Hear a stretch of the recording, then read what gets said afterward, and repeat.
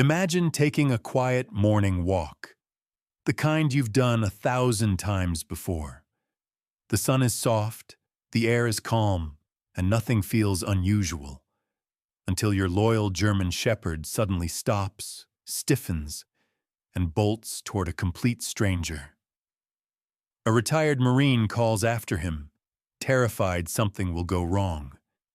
But when he finally reaches his dog, he freezes, because the stranger staring back at him isn't a stranger at all. It's the face he's prayed to see for 10 long years. The son he thought he lost forever.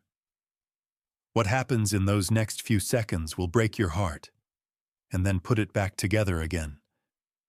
A truth hidden for a decade, a reunion no one expected, and a loyal dog who refused to let a broken family stay broken.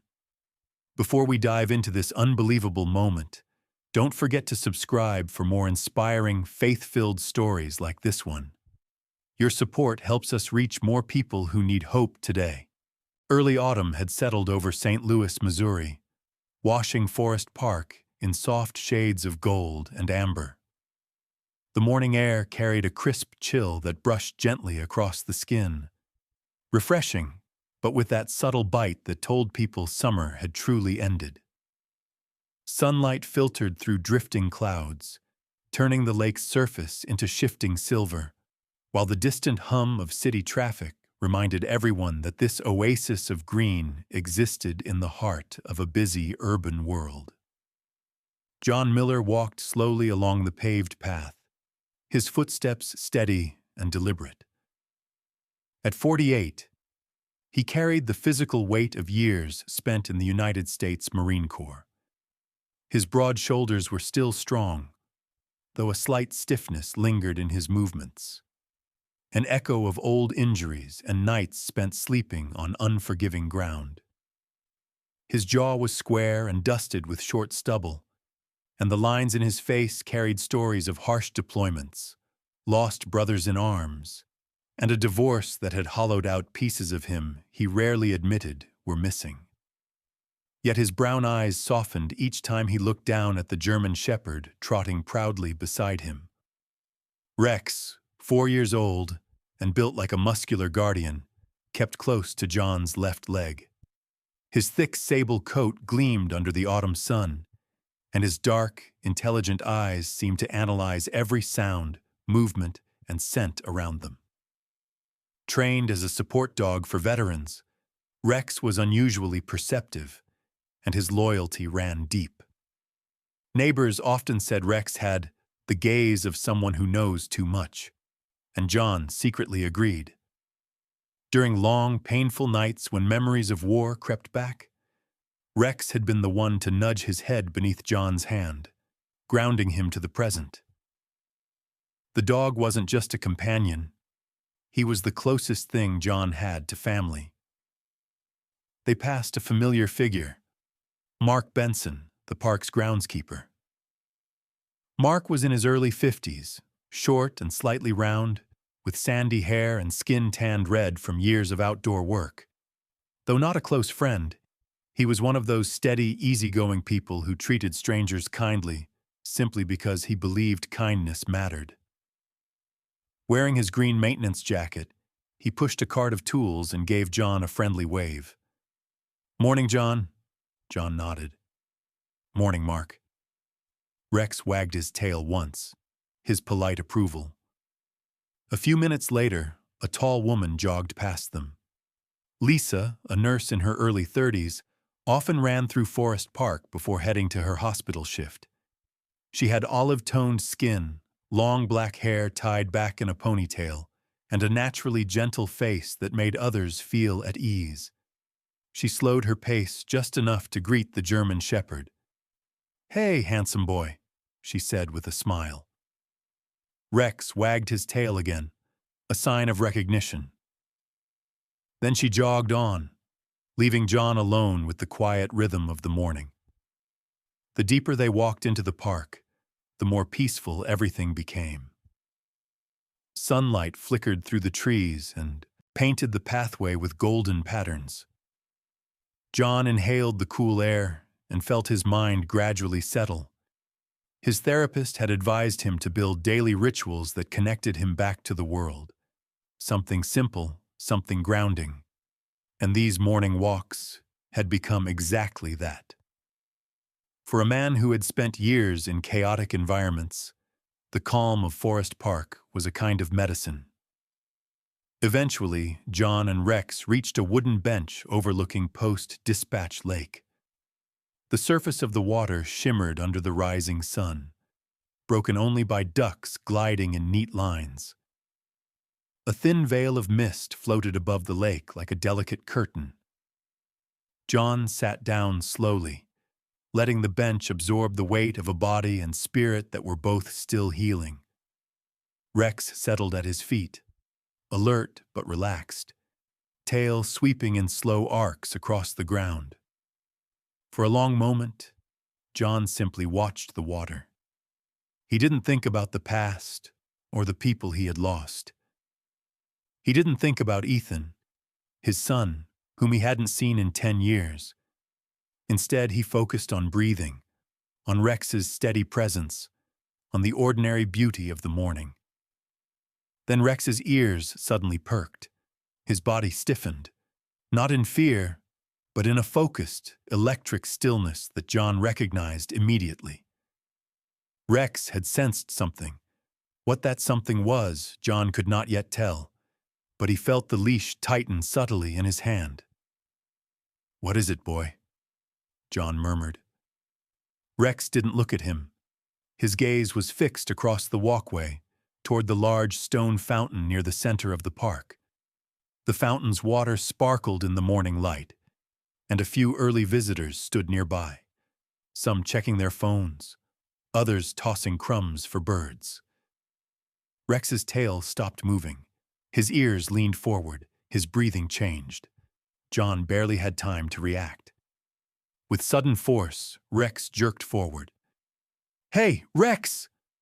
The leash slipped straight out of John's fingers. In an instant, Rex bolted down the path, his powerful legs propelling him like an arrow shot from a bow. He wove between pedestrians with smooth precision, never barking, never snarling, just running with intense determination toward someone John couldn't yet see clearly. John's heart slammed into his ribs. He leapt to his feet and sprinted after Rex, fearing either a misunderstanding or a frightened parkgoer. Rex never charged at people. Never. But today, something had pulled him. The young man by the fountain didn't seem to hear the approaching footsteps. He stood with his shoulders relaxed, one hand in his jacket pocket, the other holding a phone he kept glancing at with a thoughtful, distant expression. Sunlight framed his tall silhouette. And then, Rex reached the young man first.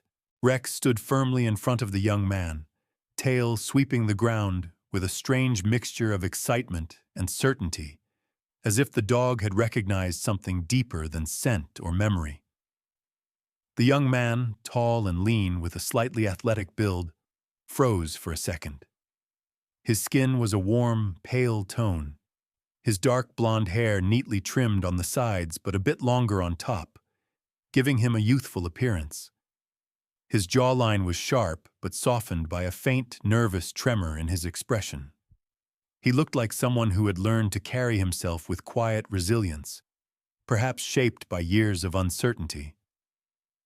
When he bent down and placed a cautious hand on Rex's head, his fingers trembled, not from fear of the dog, but from something heavier, something unspoken.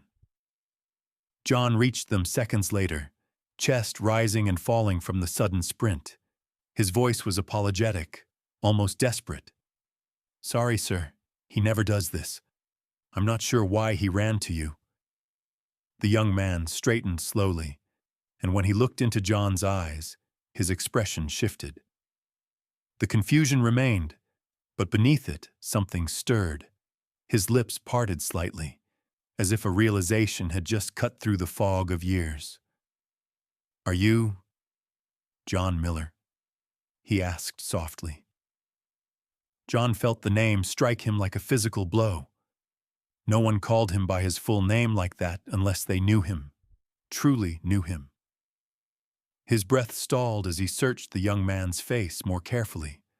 The subtle shape of his eyes, the angle of his brows, the faint dimple near the left cheek when he swallowed nervously. The recognition arrived all at once. Before John could speak, the young man's voice cracked as he continued, "It's me, Ethan." The world seemed to twist under John's feet. Ethan, the boy who once ran into his arms after nightmares.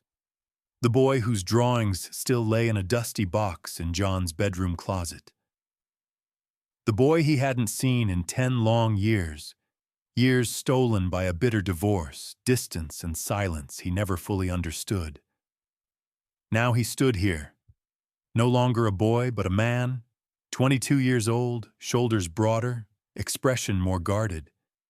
Yet those eyes, soft hazel with a gold ring around the pupil, were unmistakably his son's. Rex pressed himself between them, tail wagging harder, sensing something invisible pulling the two men together. The dog's excitement grew, but he stayed gentle, nudging Ethan's hand as if welcoming him home. John swallowed hard. His voice came out rough. "Ethan, how are you here?" Ethan took a shaky breath. "I wasn't sure at first. I saw you from a distance a few minutes ago, but I didn't know if it was really you. I wasn't even sure I should come over." He glanced down at Rex again, trying to steady himself. But when this dog ran toward me like he knew me, it felt like something was pushing me forward. John couldn't help noticing the way Ethan kept rubbing his palms against his jeans, an old, nervous habit he had since childhood. He had grown taller, nearly matching John's height, but his posture still carried a hint of hesitation, as if life had forced him to walk carefully. His clothes were simple, a gray hoodie, faded jeans, and worn sneakers, suggesting he wasn't doing particularly well financially. Yet he stood straight, bracing himself like someone who had learned to survive without leaning on anyone. A woman pushing a stroller passed by and glanced curiously at the scene, but quickly continued on her way.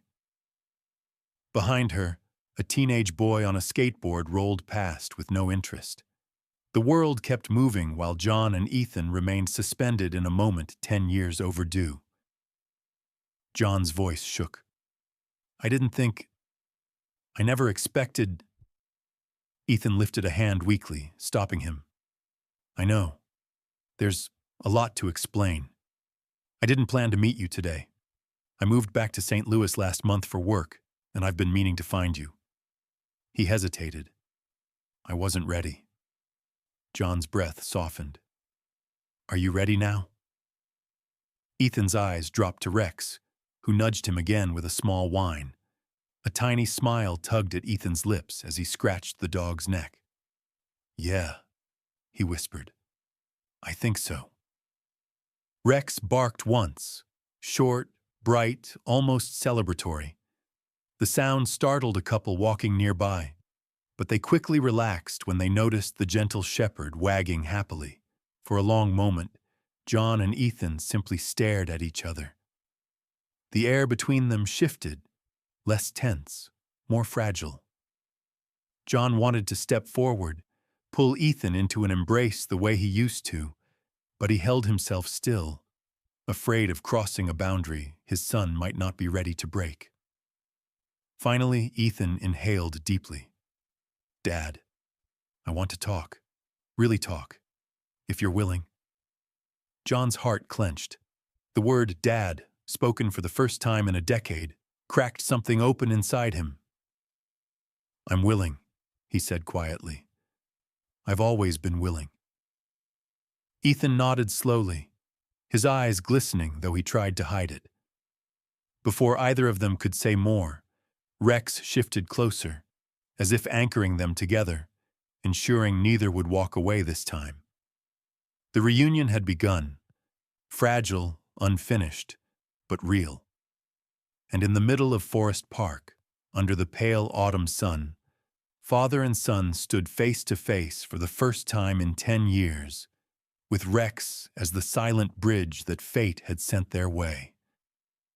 The moment held, unbroken, exactly where the story needed it to stop. John led Ethan toward a nearby wooden bench, shaded by a canopy of maple branches, their leaves glowing gold in the soft morning light. The air carried a faint chill, enough to make Ethan pull his sleeves down to his wrists as he sat. Rex settled at their feet, lying between father and son like a living buffer to absorb the tension that hovered in the space between them. Ethan kept one hand resting on Rex's shoulder, almost unconsciously seeking something familiar, grounding, as if the dog's steady warmth made the moment less overwhelming. John sat with his hands clasped together, leaning forward slightly, shoulders heavy with years of regret.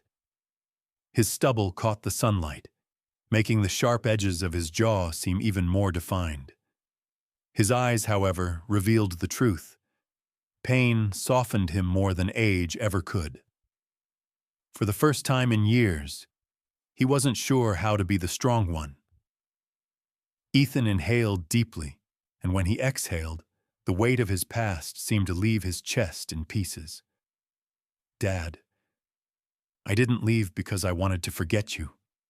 His voice cracked, and his fingers curled gently into Rex's fur. John's breath hitched. "Then why?" he whispered. Ethan looked away for a moment, toward a jogger passing by, a tall African-American man in his 40s wearing a bright blue running jacket. The jogger had a shaved head and a friendly face, but didn't stop. He merely nodded politely as he continued his route. The brief interruption gave Ethan time to collect himself. "When Mom and you divorced," Ethan began slowly, "everything changed so fast. One week we were still in the same house. The next week she packed me up and took me to Colorado." He paused, swallowing the knot in his throat. "I was 13, confused, angry, scared, and she kept telling me that being around you wasn't good for me, that you'd changed, that the war had changed you." John stiffened, the words hitting a familiar old wound. He remembered nights spent sitting at the edge of his bed, wondering how to explain to a child why nightmares made him yell in his sleep, why loud noises made him tense, why he sometimes withdrew into himself. "Ethan, I know," Ethan said quickly, raising a hand to stop him. "I know now that she was wrong. But back then, I was just a kid, and she was the only parent I had left." His eyes glistened, but he blinked the tears back stubbornly. "I believed her. I thought you didn't want me around." Then the letters started. John felt his whole body tighten. "You got them?" Ethan shook his head. "No, I didn't. Not until much later."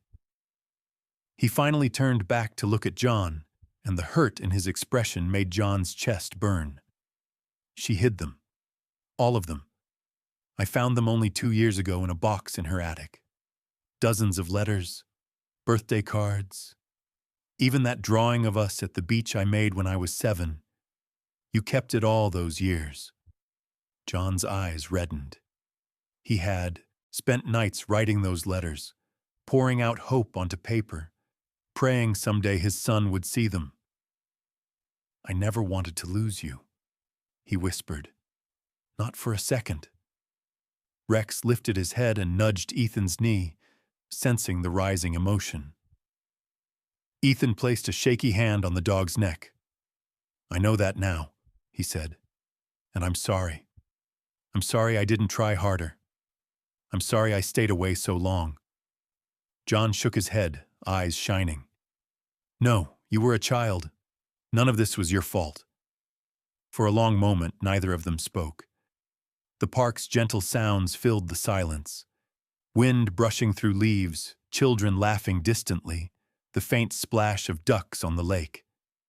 It was peaceful, but the emotions threading between father and son were anything but simple. An elderly woman walked past them with a small white terrier. She was short and round-cheeked, with soft gray curls and a bright patterned scarf. She gave them a warm smile before continuing on her morning stroll, unaware of the gravity unfolding beside her. The world remained beautifully ordinary, even as John's and Ethan's worlds shifted. Finally, Ethan drew a steadying breath. His voice softened into honesty, deeper and more trembling. "Dad, I came back to St. Louis for one reason: to find you." He rubbed his palms against his jeans again, a nervous habit that hadn't faded. "I didn't know how to reach out. I didn't know what to say after 10 years. John looked at him with raw vulnerability. "You just did." The words seemed to release something in Ethan.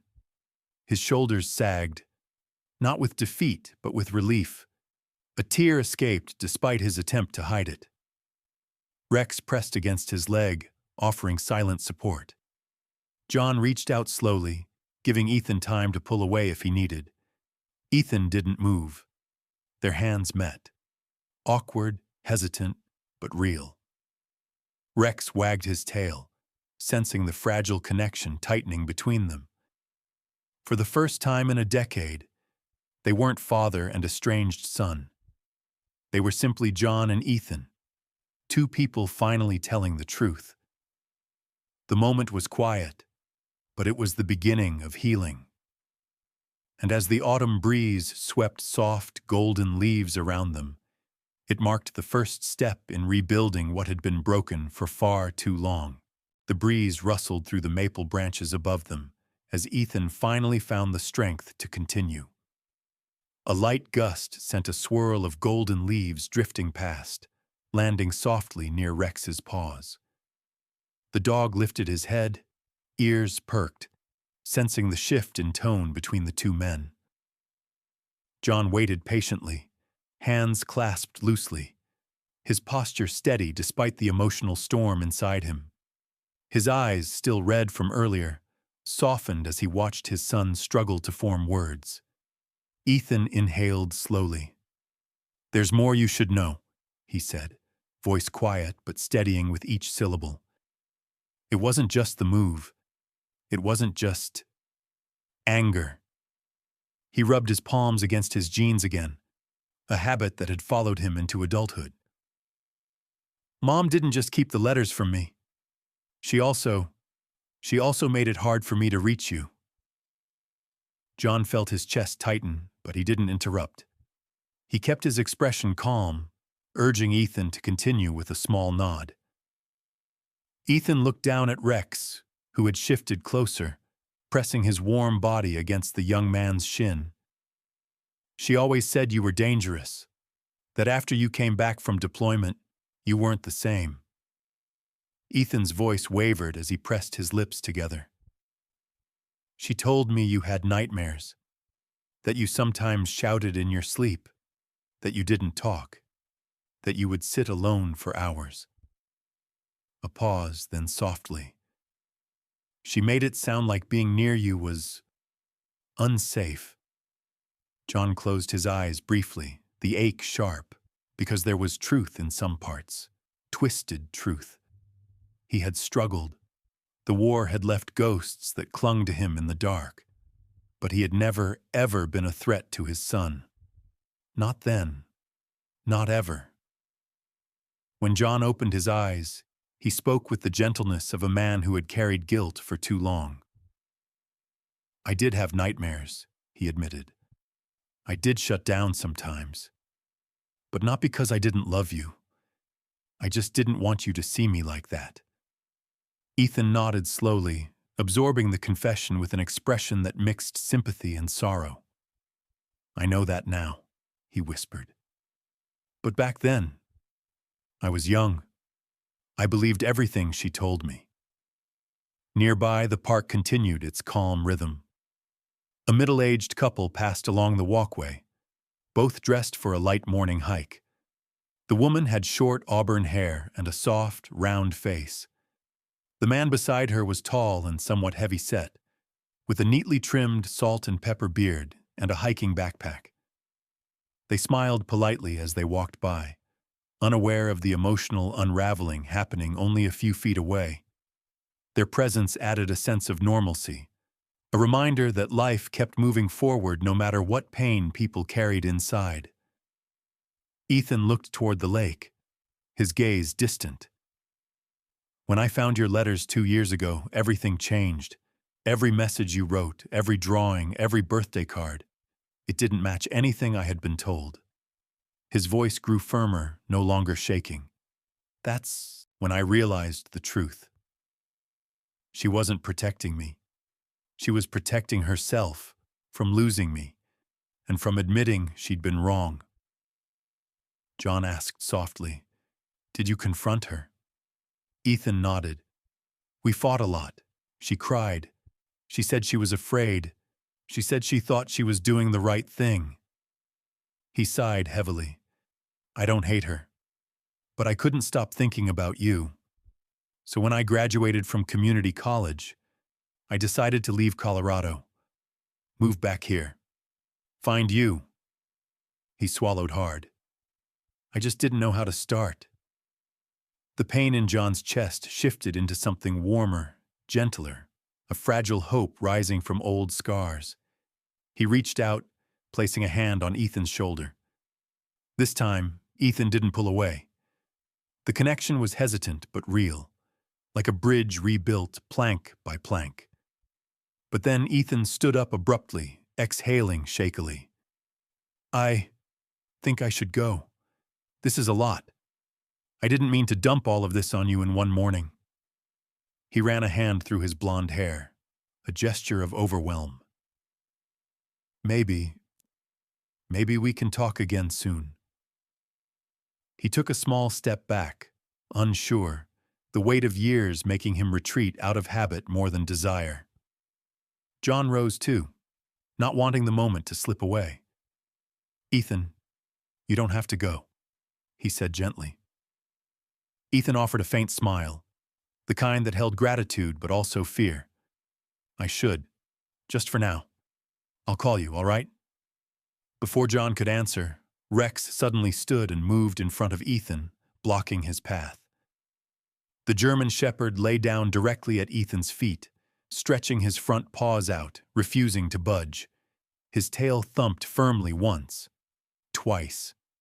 A silent message, clear as spoken words. Ethan blinked in surprise. "Hey, boy, what are you doing?" John let out a breathless laugh. "He doesn't want you to leave." Rex lifted his head and stared up at Ethan with soulful brown eyes. It was impossible not to smile. Ethan knelt down and scratched behind the dog's ears. "You're really something, huh?" he murmured. The tension that had wrapped around them for the last hour loosened instantly. Ethan's small laugh, soft, genuine, felt like sunlight breaking through clouds. That single moment, simple yet profound, thawed the last traces of ice between them. Rex wagged harder, satisfied. For now, Ethan stayed a little longer. The tension that once wrapped tightly around John and Ethan had thinned into something gentler by the time they left the bench. The sun had risen higher, its warm glow filtering through the canopy of maple leaves and casting scattered patches of gold along the winding paths of Forest Park. Rex trotted ahead with renewed excitement, occasionally glancing back as if making sure both father and son were still following. He looked almost proud, tail raised in a soft arc, his movements energetic but controlled. John walked beside Ethan, their steps sinking more naturally than either expected. For a while they didn't speak. Instead, they absorbed the relief of being near each other without the heavy fog of misunderstanding. The distant laughter of children at the playground, the splash of oars from a nearby rental boat on the lake, and the rustling leaves blended into a peaceful soundtrack for this long-awaited day. After a few minutes, they arrived near the Boathouse Cafe, an airy, rustic restaurant with outdoor seating overlooking the water. People filled the tables, sipping coffee and enjoying late breakfasts. A waitress passed them wearing the cafe's green apron. She was a woman in her 20s with light brown hair tied in a messy bun, freckles across her nose, and an easy, warm smile directed at customers as she carried plates. She wasn't part of their story, but her kindness added to the atmosphere of the place. "Hungry?" John asked, glancing at Ethan. "Actually, yeah," Ethan said with a small laugh, rubbing the back of his neck. "It's been a long morning already." They found a table outside near the railing, with a view of paddle boats crossing the lake. Rex curled at their feet, resting his head on his paws while keeping his eyes half open, ready to respond to either of them. John ordered a simple lunch, club sandwiches, fries, iced tea, and Ethan followed the same, perhaps instinctually mirroring his father the way sons sometimes do without thinking. As they ate, conversation flowed more easily. Ethan talked about the small graphic design jobs he had taken in Colorado, about the part-time warehouse shifts he used to support himself through community college. He admitted that life hadn't been easy, but said it with a tone that showed quiet resilience rather than bitterness. John listened intently, occasionally asking questions but never pushing too hard. At one point, an older gentleman seated nearby caught Ethan's attention. He was in his 70s, tall but slightly stooped, with thin white hair combed back neatly and a pair of round glasses perched low on his nose. His khaki jacket and tidy posture suggested a disciplined personality, perhaps a retired professional or a former serviceman. The man smiled at Rex, then gave John and Ethan a nod of acknowledgement, the kind older strangers give when they sense something meaningful happening. Then he returned to his newspaper. His brief presence felt symbolic, somehow, a quiet witness to their healing. After finishing lunch, Ethan took out his phone. "Do you mind if we get a picture?" he asked. John's heart tightened again, but with happiness this time. Of course. They stood by the railing, with the lake glistening behind them. Ethan handed his phone to a passing jogger, a woman in her late 20s with curly dark hair, copper-toned skin, and a friendly, open demeanor. She agreed cheerfully and lifted the phone to frame the shot. "All right," she said. 3, 2, 1. John placed an arm carefully around Ethan's shoulder, uncertain if the gesture was too much. But Ethan didn't pull away. Instead, he leaned slightly closer, allowing the moment to capture not just their faces, but the emotional distance closing between them. Rex sat proudly in front, ears up, tail swishing.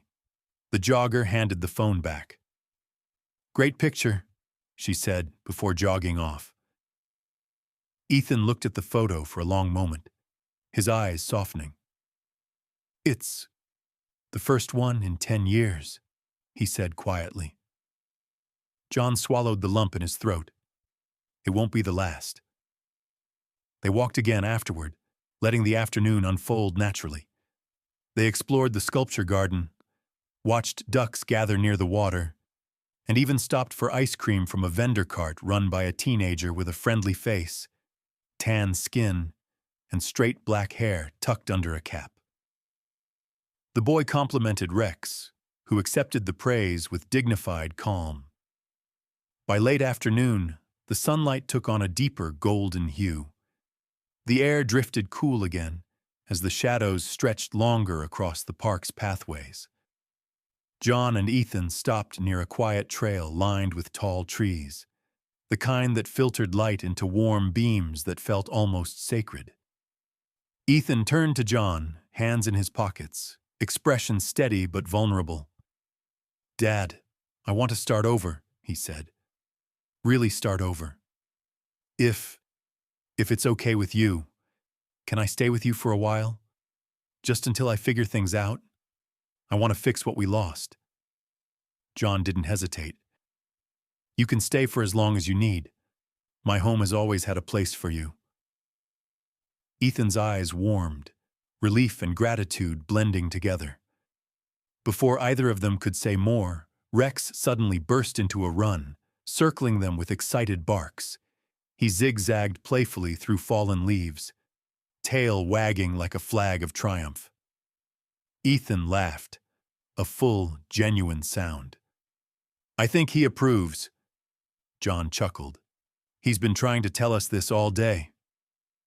As they began walking down the leaf-covered trail, father, son, and loyal dog, the setting sun bathed them in soft amber light. The moment felt simple, but it carried more healing than words could express. And so the story closed not with grand gestures, but with the quiet strength of hope returning. Three figures walking together toward the future they thought they had lost. Sometimes, in the quiet corners of our lives, God sends us miracles we never expect. Not loud, not dramatic, just small, gentle signs that remind us He has never stopped working in our hearts. For John and Ethan, that miracle came in the form of a loyal German shepherd who refused to let a broken family stay broken. Life can take us down long, painful roads. Misunderstandings, distance, regret. Sometimes they pile up so high we can't see the way back. But God always sees it. And when the time is right, He opens a door, softens a heart, or places someone in our path to guide us home.